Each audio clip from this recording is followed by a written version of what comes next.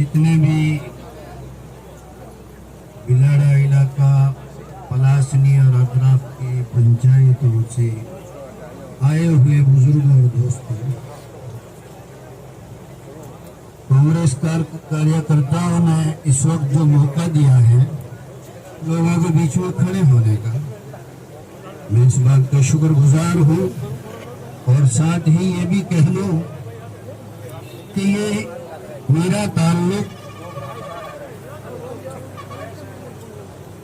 हमारे साहब राम सिंह जी बिश्नोई, मालिक उनको अमर रखे, और उनकी जो फिक्रें थी, उनकी जो डिगरें हमको बताई हुई थी, उन पे हमें चलने की ताकत और हिम्मत दे। जिस तरीके से हम, मेरे से बोले बहुत से कांग्रेस के कार्यकर्ताओं ने, पदाधिकारियों ने जो हमें बातें बताई हैं, हमें उनको बजा लाना है, उन बातों पे हमें उतरना है।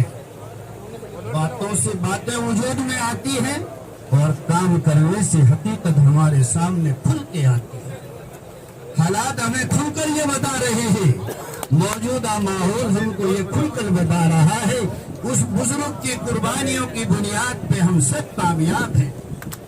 मालिक के फजल करम से उस बुजुर्ग का जो फोटो सामने नजर आ रहा है, जब भी 5 साल इलेक्शन होते थे एमएलए के, चला के मुझे गुजरात से फोन करके कहते थे कि मौलवी साहब 3 दिन मुझे देना है आप।